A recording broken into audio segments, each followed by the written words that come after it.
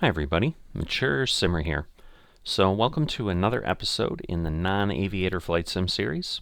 These are designed for people who want to get into flight simming but are less familiar with aviation or have no familiarity with aviation, similar to myself. I got into it. My familiarity with aviation was I'd buy a ticket to get on a plane to go somewhere, and I'd go to the airport and I'd get on the plane and they'd get me there and I'd get off the plane and I'd leave.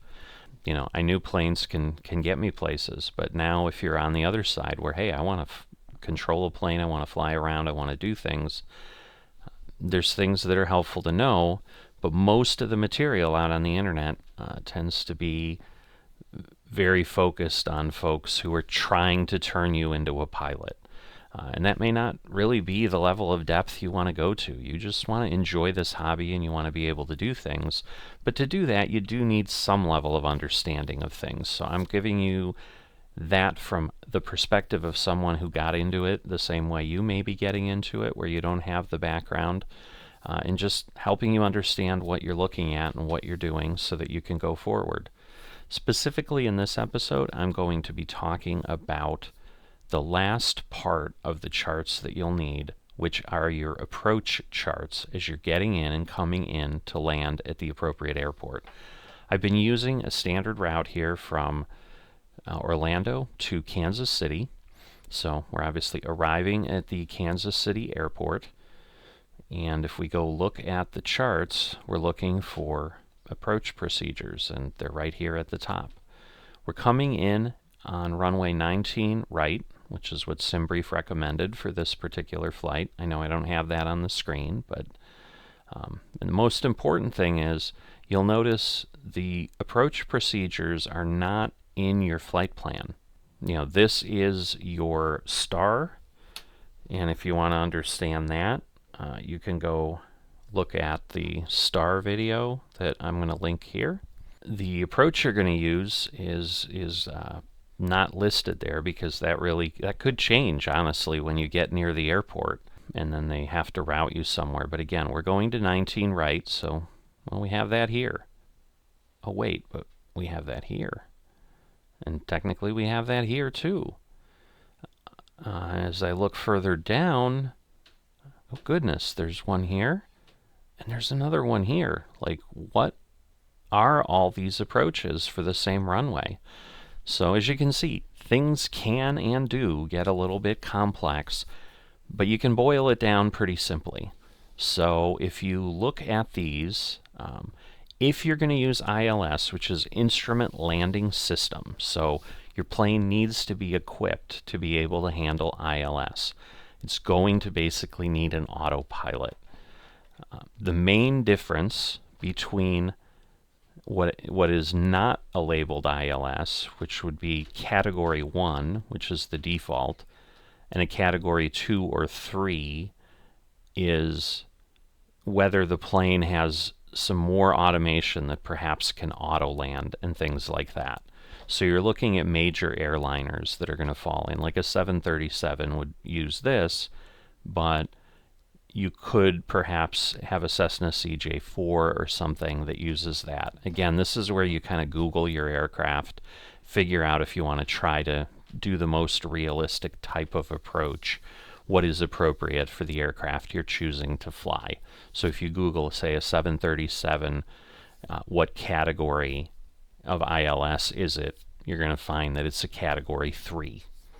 Okay, and I'm not going to get into the SA Category 1 at all, other than to explain to you that it means it's a Special Authorization Category 1, which means you need special permission to use it. And as a non-aviator getting into flight sim, you're not going to do that. I've certainly never followed one of those procedures. A lot of times it might have to do with circling or obstacles or things like that. I think it offers lower decision heights and things like that. So very experienced pilots for the most part. That's not us at this point.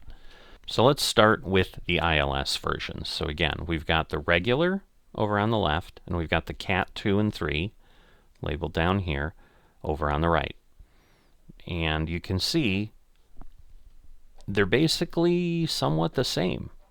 So this is where, again, as a non-aviator, if you're just doing an ILS, in theory, you can kind of look at either chart if you're trying to understand it. Once again, as I've said in many of these charting videos, if you're using flight management computer and autopilot and so forth, a lot of this is taken care of for you. You don't really need to worry about it. I mean, you're going to have to pick the approach procedure, but either way, like, the aircraft's going to get you where you need to be for the most part, and you're just dealing with kind of that last portion. But you'll see basically the main difference here is on the insert here kind of your glide path and what your glide slope will be. And you can see, like, you're coming in at MATIG, PICA. In both cases, same height. You're coming in no higher or lower than 2,500. Stay above 2,400 before PICA. But then the Category 1 has ZSAB, stay above 1,600. And then you'll also notice a difference here of the decision height, which is what happens where it's like, oh, I got to miss the approach, I'm going to go around. You know, that's happening specifically at point 1-2, which is kind of where it's happening here, but you know, your indications are just a little bit different of what you're seeing. But as far as then your missed approach procedure, they're exactly the same. You know, you're climbing out to 2,000, then doing a turn to 4 to the right to 240, and then following probably MCI to rugby. All right, but basically what ends up happening as you're creating your flight plan, and so this is where, again, Navigraph helps, something like that that's a little more robust, because it'll show you these various options. So as you can see, like, there's different ways to use this ILS approach. You've got a leg that comes in here. You've got a leg that comes in here. So, you know, this one's coming in from sweater. This one's coming in from socks. You know, up here, we're coming in from Wesgy, straight in. So depending on how you choose to approach or what you'd like to do, or more importantly, where air traffic potentially routes you, because once again, like in our case, we link in from this direction. So, you know, they'll radar vector you in to sweater, and then kind of, you know, they might still guide you around, or they might say, hey, just follow the ILS procedure and land. Where, you know, if there's a lot more traffic, maybe they're like, well, we don't want anybody going this route. We're going to loop you around further, and we're going to bring you in, and we're going to vector you into Wesgy, and you're going to come in from there. But very similar to here, you know, your charts are the same. You know, it's at or above. You know, your altitude 3,700, 3,300, 2,800, 2,500, 2,400, and you go down. And again, 25, 24, MATIG, PICA. Well, look at that. You've got MATIG, PICA. And not surprisingly, this matches what's down here. Obviously, that would be problematic if it did not. I cover airport diagrams in detail. Again, if you want to understand that a little bit more, what you need to know, you can link to or go to this video that I have linked here. But they do give you an inset here, so you understand, okay, the runways that you've got and where you're going. So again, we're coming in on 19 right. So we know that's going to be 1,801 feet long, 150 feet wide, and you know, that's where it is kind of in relation. And so you can get your bearings without specifically pulling up the airport diagram, but the airport diagram gives you a little bit more detail, and obviously takes up a lot more space than this does. So some of the other important things, other than, you know, what is my map for getting me in here, and what am I, you know, how am I proceeding down at the end, you're going to need your ILS localizer. And so in this case, you know, in both cases, it's 109.1. It's just, you know, what approach are you authorized for? Is it a category 2, 3, or 1? And then you've got your touchdown zone at 991 feet, and your kind of general aviation or general elevation at 1,027 feet. So, and some of that is, again, duplicated here so that you can get that information. If you need any frequencies, they're here. There's more detail on the missed approach that kind of goes with this information. So as you can see, climb to 2,000, then climbing right turn to 4,000 on heading 240, and then you're going on the MCI Vortac R223 to Rugby. Then you're going to hold at that point. And so, and again, they've got an inset here for this that shows you that, and then, you're basically holding, and eventually they'll bring you back and let you try again, because obviously you need to get out of the sky at some point. You can't be there forever. But, kind of all the rest of this isn't necessarily needed. You've got enough information to kind of get you there now and understand what you're looking at. But your most important piece is really this section here, where you want to know, okay, what height do I need to be to enter this approach before I'm finally really getting into ILS? And for the most part, this gray funnel or this gray cone is kind of showing, this is where the ILS signal goes out. So you kind of want to enter that funnel appropriately, and straight in the center would be 2400 on the 191 heading, and that way you're going to be vertically and horizontally in the right place, which is what ILS is going to work with. And then if you want to let your plane auto land and it has that capability in a Category 3, you can do that. If you want to get down to 500 feet above ground level and then suddenly guide it in yourself, turn off autopilot, you can do that. But basically ILS is typically used with autopilot. Otherwise you're kind of not really getting the benefit of it. Okay, so your other option, if you don't have an ILS system or you just prefer not to use it, you can do what's called the RNAV approach in this airport. And again, you've got a couple choices. Guidance that I've seen basically says the bigger your aircraft, the deeper in the alphabet you want to go. So for a major airliner, you're going to use the Z. For anything else, you'll use a Y.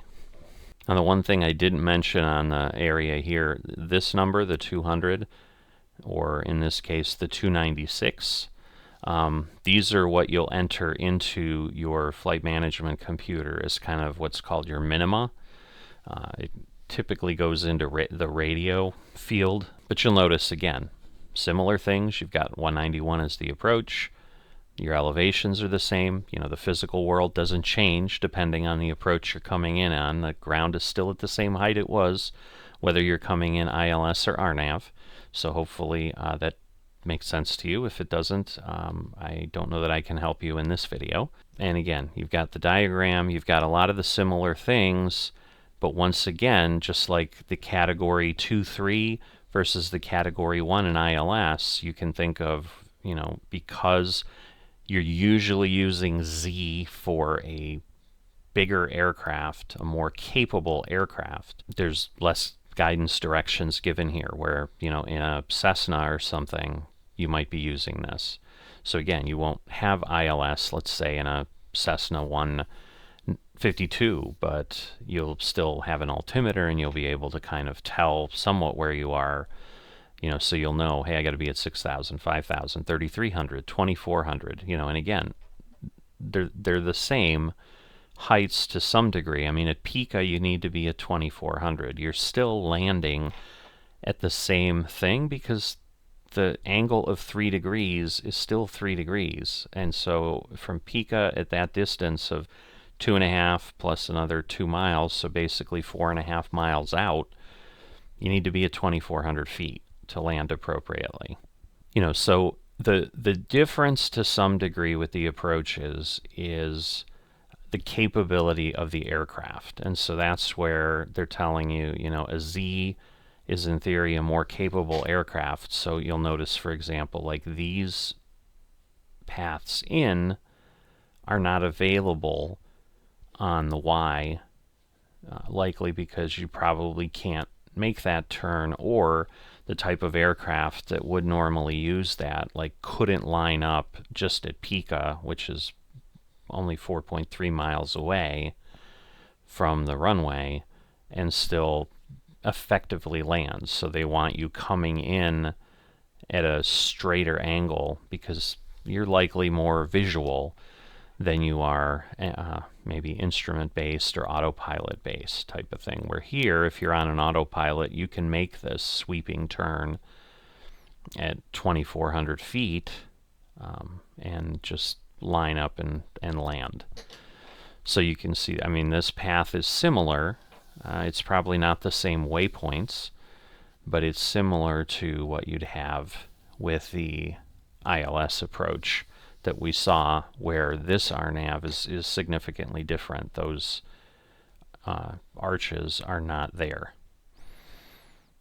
And you'll also notice the missed approach, rugby, same missed approach as the ILS. I don't know if that's always the case, but that's what we're seeing here on these charts for Kansas City. That gives you enough information to understand, or should give you enough information to effectively understand what you need for your approaches. Again, lots of choices, but in the end, as you saw, you're going to hit Pika at 2,400. That's kind of the magic thing, regardless of how you're coming in. That's what you want to do. So all of the charts will ultimately get you to the same point, which is on the ground at the airport. But if you're trying to be more realistic, more appropriate, you now have all that extra information to help you make those choices. So you'll know, hey, I'm using an airliner. I should use category 3 because that's what I am. I'll look that up and I'll understand that, and now I know how to read the chart in case I want to do that, versus just code something in the computer and I have no idea what's happening, but I'm getting to the airport because the plane's basically flying me there and then I'm landing. But the goal is to get you, not to turn you into an aviator, but to make you comfortable as a non-aviator, that you are going to be able to enjoy this hobby. If you've enjoyed this and you've not dropped a like, please consider that. If you are not a subscriber yet to the channel, please consider that, and I will see you next time.